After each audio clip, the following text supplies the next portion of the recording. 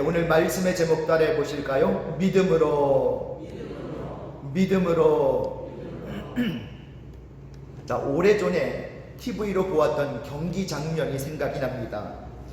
무슨 올림픽인가 했는데 마라톤 경기였습니다. 수많은 선수들이 달리는데 웬만큼 선수들이 다 들어왔습니다. 그런데 가장 늦게 한 선수가 경기장에 들어오게 되었습니다. 아프리카 탄자니아 선수였습니다. 이 선수는 달리다가 넘어졌는지 무릎이 다쳐서 피를 철철 흘리고 있는 거예요.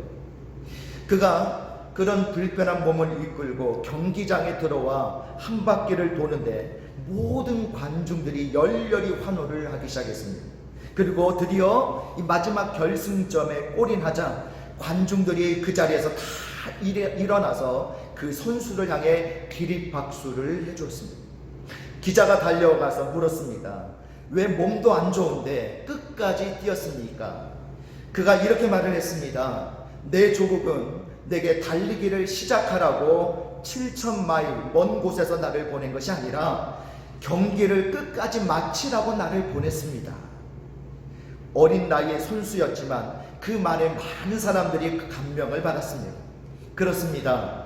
모든 사람이 경기에서 다 1등할 수는 없을 것입니다. 그러나 누구나 끝까지 달릴 수는 있습니다. 경주보다 중요한 것은 완주하는 것입니다. 시작과 함께 끝까지 달리기 위해 그는 무엇이 필요했을까요? 아마 사명감이 필요했을 것입니다. 조국에 대한 사랑이 필요했을 것입니다. 인내와 스포츠맨십도 필요했을 것입니다. 이 모든 것을 한마디로 말한다면 믿음이 필요했을 것입니다. 조국에 대한 믿음, 조국이 자기를 향한 믿음, 자기 자신에 대한 믿음. 여러분, 이 새로운 한 해를 살아가시는 여러분, 벌써 오늘이 이 한 달을 시작한 지, 첫 해를 시작한 지 벌써 15일이나 되었습니다. 여러분도 이 한 해 동안에 달리기에 최선을 다하시겠습니까? 경주보다 완주를 택하시겠습니까? 이를 위해 여러분이 가져야 할 중요한 것은 무엇일까요? 바로 목표와 믿음이다라는 거예요. 목표는 우리가 이루어 가야 할 가치이고 믿음은 그것을 이루는 힘이다라는 것입니다. 자, 저는 지난주에 하나님이 우리에게 주신 큰 나무의 비전을 소개했습니다.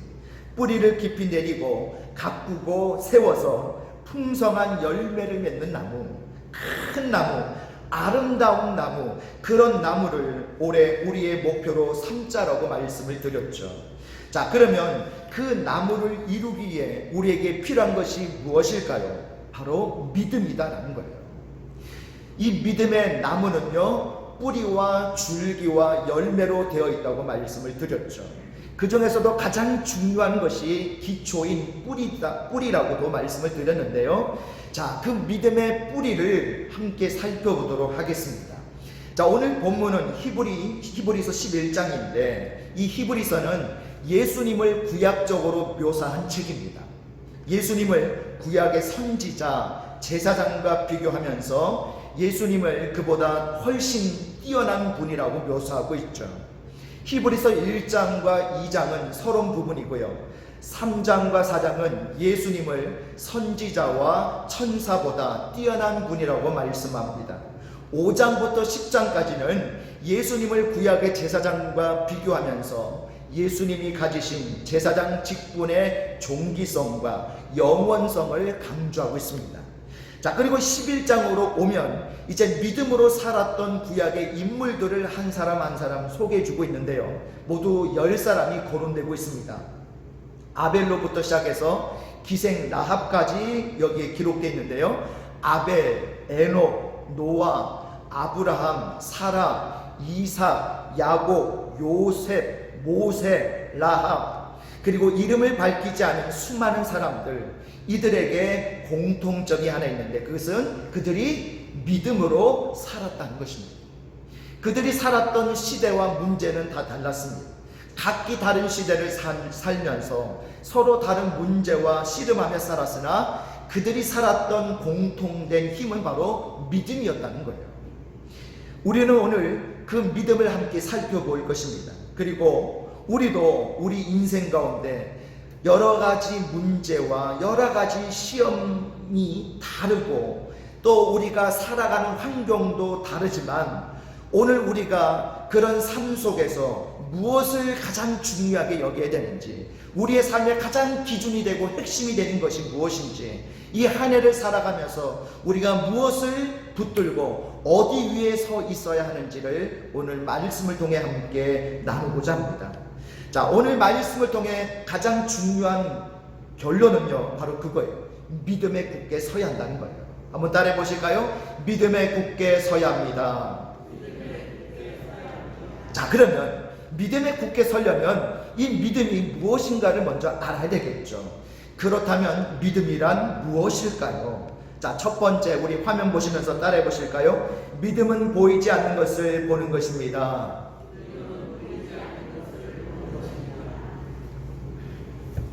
예, 우리 히브리서 11장 1절을 같이 읽겠습니다. 시작. 믿음은 바라는 것들의 실상이요 보이지 않는 것들의 증거니. 히브리서 11장은 먼저 1절에서 믿음이 무엇인가에 대해서 말씀하고 있는데요. 자, 믿음이 뭐라고 말씀합니까? 믿음은 바라는 것들의 실상이요 보이지 않는 것들의 증거다 라고 말씀합니다. 자, 이 구절이 조금 어려워서 유진 피터슨이 쓴 메시지 성경으로 이 부분을 찾아서 읽어보았는데요. 그랬더니 이 구절이 이렇게 되어 있었습니다. 삶의 근본 사실은 이것입니다. 하나님을 신뢰하는 이 믿음이야말로 삶을 가치 있게 하는 든든한 기초입니다. 믿음은 볼 수 없는 것을 볼 수 있게 하는 단서입니다. 이렇게 되어 있는 거예요. 여러분, 사람은 대부분 보는 것만 보죠. 정확하게 말하면 보고 싶은 것만 봅니다. 사람은 보고 싶은 것만 보고 듣고 싶은 것만 듣습니다. 오래전에 신학대학에 다닐 때 친구들과 함께 강원도로 차를 몰고 여행을 온 적이 있었습니다. 산이 많은 지역으로 이렇게 왔는데 이제 그 길을 가는데 이 꼬불꼬불한 산길을 한참을 운전을 하고 있었어요. 그런데 뒷좌석에 앉아있던 친구 하나가 창밖을 보면서 이렇게 소리칩니다. 야, 저기 다람쥐 있다, 다람쥐. 야, 강원도 다람쥐는 엄청 크기도 하네. 또 한참 있다가 또 다른 친구가 이렇게 소리치는 거야. 야, 저기 고라니. 야, 고라니 지나간다. 야, 차가 지나가는데도 꼼짝도 안 해. 그런데 운전을 하고 있는 저는 그게 보였겠습니까? 안 보였겠습니까? 안 보이는 거예요. 처음 가는 길이기도 했지만 운전을 하는 데다가 길이 하도 험하고 꼬불꼬불해가지고 뭐 다른 데 시선을 돌릴 수가 없는 거예요. 그러니 고라니나 다람쥐가 저에게 보일 리가 없죠. 자, 드디어 이제 그 목적지에 도착을 했습니다. 이제 산에 딱 도착을 했는데 그때부터 이 산의 풍경이 눈에 들어오는 거예요. 눈동자가 커지면서 여기저기 다람쥐도 보이고 고라니도 보이기 시작하는 거예요. 그때 사람은 보고 싶은 것만 본다는 것을 알았습니다. 사물의 존재 자체가 문제가 아니라 사물을 보는 눈이 문제라는 것을 알았습니다. 똑같은 사물도 내가 어떤 상황에 있느냐에 따라 보이기도 하고 안 보이기도 하는 것이었습니다. 그러나 믿음의 눈은 다릅니다. 믿음의 눈은요, 보이는 것만 보이는 것이 아니라 안 보이는 것도 보입니다. 비주얼로 안 보이는 것은 비전으로 봅니다. 눈으로 안 보이는 것은요, 마음으로 보는 거예요. 이것이 바로 믿음입니다. 이 경우에 보이지 않는 것이 보이는 것은 바로 믿음 때문이다라는 거예요. 믿음은 유진 피터슨이 말한 대로 볼 수 없는 것을 볼 수 있게 하는 단서다라는 겁니다. 여러분, 출애굽한 이스라엘 백성들이 가데스 바네아에 도착을 했었죠. 그때 12명의 정탐꾼을 이스라엘 땅에, 이 가나안 땅에 정탐을 보내게 됐죠. 그리고 얼마 있다가 돌아와서 12명의 정탐꾼 중에 10명이 이렇게 말을 합니다. 가봐야 안 돼요. 거기 거인족이 살아요. 우리는 거기 갖다 대면 메뚜기예요, 메뚜기. 절대 가면 안 돼요. 그런데 요수아와 갈렙이 뭐라고 얘기를 해요? 이렇게 얘기를 합니다. 상관없습니다. 그들은 우리의 밥이에요. 하나님이 함께 하시면 얼마든지 우리는 그 땅을 정복하고 이길 수 있습니다. 그런데 백성들이 이 10사람의 말만 믿고 38년 동안이나 광야에서 방황하다가 출애굽 1세대는 여호수아와 갈렙을 제외하고는 다 죽고 2세대가 결국 가나안 땅에 들어가게 됐죠. 그런데 들어가서 보니까 일단 이 10명의 정탐꾼들의 말이 맞는 거예요. 그들은 두 정탐꾼의 말이 사실이고 10사람은 거짓말을 했다고 생각했습니다. 그런데 막상 들어가서 보았더니 거기 힘이 장사인 거인들이 살고 있었고, 거기에 되면 자신들은 메뚜기 떼에 불과하다는 말이 사실이었던 거죠. 10명의 정탐꾼들이 말하는 것은 사실이었습니다. 문제는 사실을 말한 사람과 진실을 말한 사람이 있었다는 거예요. 믿음은 사실이 아닌 것이 아니라 사실을 넘어서는 게 믿음이에요. 사실을 말하는 것이 중요한 것이 아니에요. 진실을 말할 수 있어야 된다는 겁니다. 여러분, 처녀가 아기 못 낳는다, 이건 뭡니까? 사실이죠. 그런데 마리아에게 성령이 임하자 예수님이 태어나셨다, 이것은 진실입니다. 누구나 맨몸으로 바다를 건널 수 없다, 이것은 사실이죠. 그러나 하나님의 인도를 받은 이스라엘 백성은 맨발로 홍해를 건넜다, 이것이 진실입니다. 사실은 과학으로 말하고 진실은 믿음으로 말하죠. 뉴스는 사실을 말하고 성경은 진실을 말합니다. 사람들은 사실을 믿지만 하나님은 진실을 말씀하시죠. 우리는 눈에 보이는 세계만 보는데 익숙해 있습니다. 그러나 믿음은 보이지 않는 세계를 보는 거예요. 그래서 미국의 토저 목사님이 쓴 책에 이런 내용이 있습니다. 제가 읽어드릴게요. 믿는 사람들은 참 이상한 사람들이다. 그들은 한 번도 본 적이 없는 분을 향해 최고의 사랑을 느끼고 눈으로 볼 수 없는 분과 매일 친숙하게 이야기하며 그분의 사랑과 희생으로 천국에 갈 것을 소망하고 가득 채워지기 위해 스스로 자신을 비우며 잘못된 것을 인정함으로써 옳은 것을 나타내고 오르기 위해 내려가며 가장 약할 때 가장 강해지며 가장 가난할 때 가장 부자가 되고 최악의 상태에서 세상의 행복을 느낀다. 살기 위해 죽으며 소유하기 위해 포기하며 지키기 위해 주고 보이지 않는 것을 보며 들리지 않는 것을 듣고 지식 너머에 있는 것을 미리 안다. 여러분, 믿음은 이처럼 하나님을 보는 거예요. 영적 세계를 보는 거예요. 하나님이 살아계심을 믿는 거예요. 그러면 이렇게 보이지 않는 것을 보는 믿음은 과연 어디에서부터 오는 것일까요? 하나님의 말씀에서부터 온다는 거예요.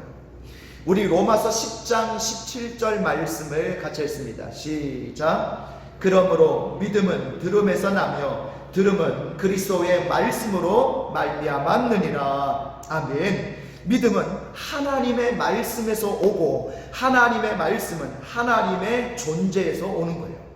모든 믿음의 근거로 들어가면요, 거기에 하나님은 살아계신다가 있습니다. 어떻습니까? 여러분도 하나님이 살아계심을 믿습니까? 옛날 어떤 농부가 소를 타고 가면서 이렇게 물었답니다. 소가 어디 있지? 도대체 소가 어디 있는 거야?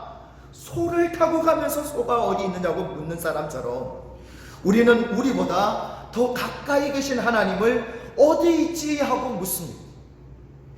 몇 년 전 모 기독교 신문에서 이 기독교인들을 대상으로 설문조사를 했는데요, 당신은 하나님이 살아계시다는 것을 믿습니까?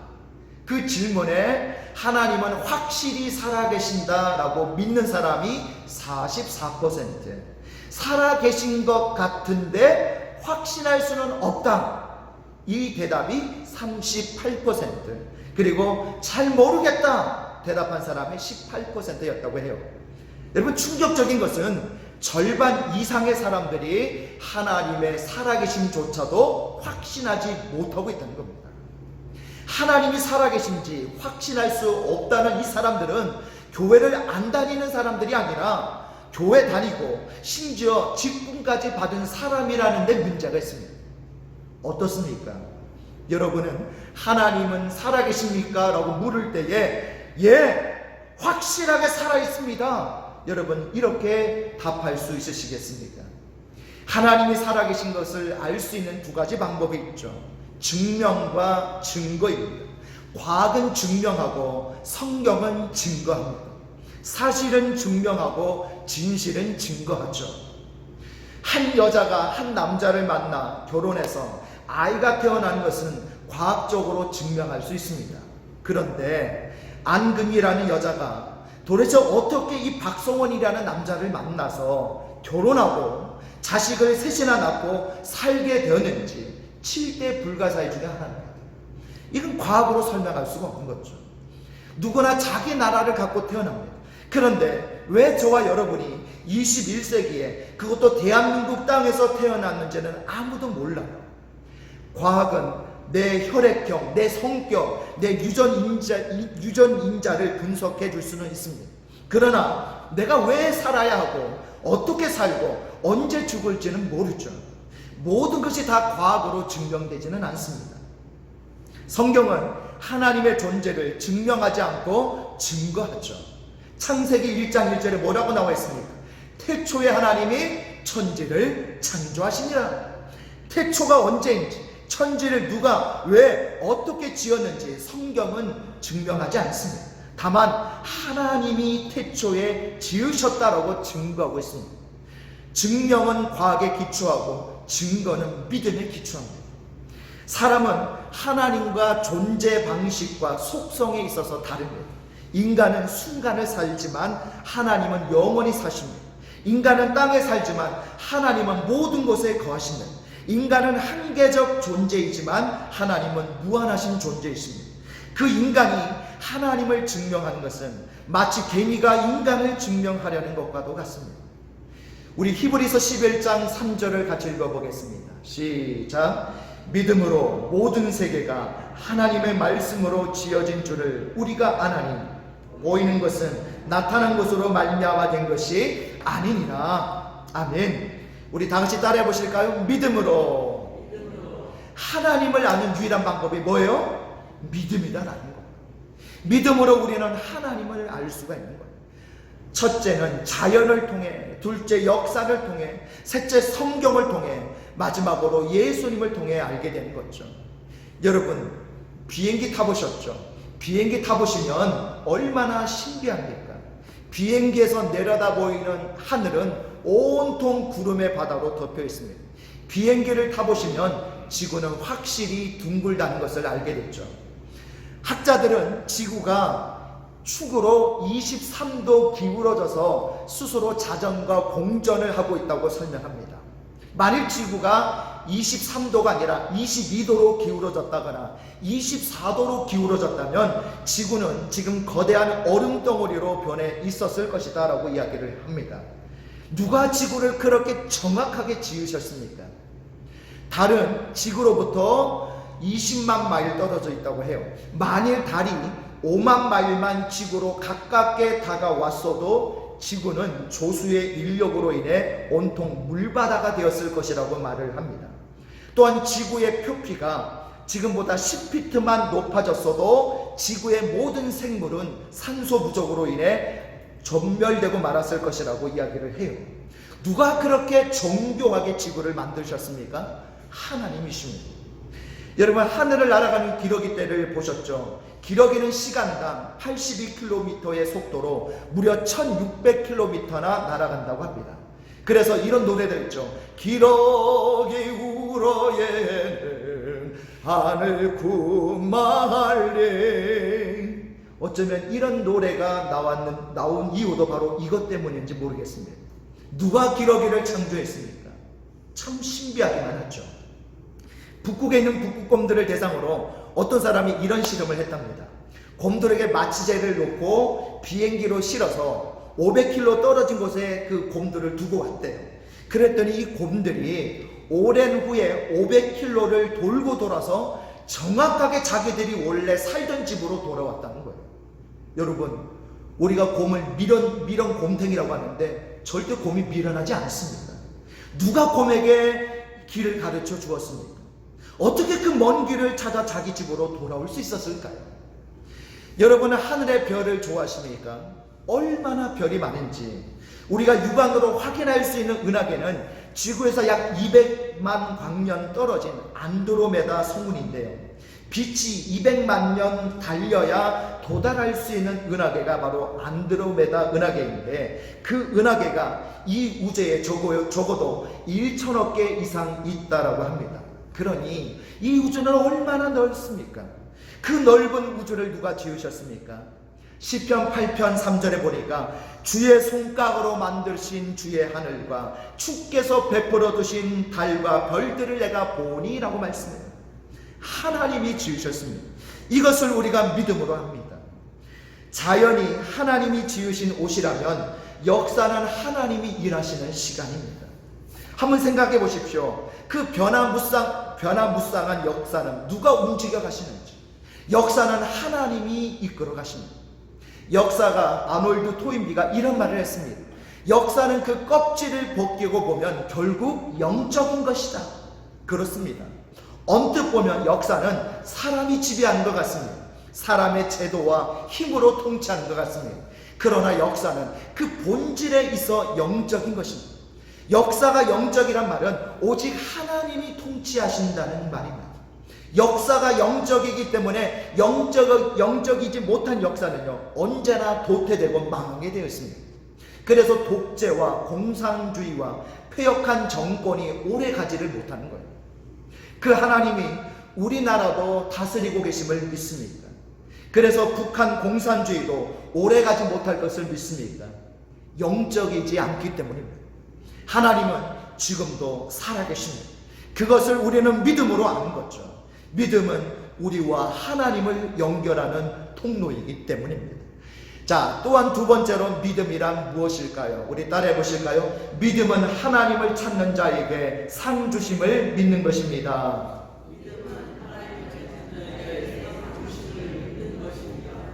우리 히브리서 11장 6절을 같이 읽겠습니다. 시작. 믿음이 없이는 하나님을 기쁘시게 하지 못하나니 하나님께 나아가는 자는 반드시 그가 계신 것과 또한 그가 자기를 찾는 자들에게 상 주시는 이심을 믿어야 할지니라. 아멘.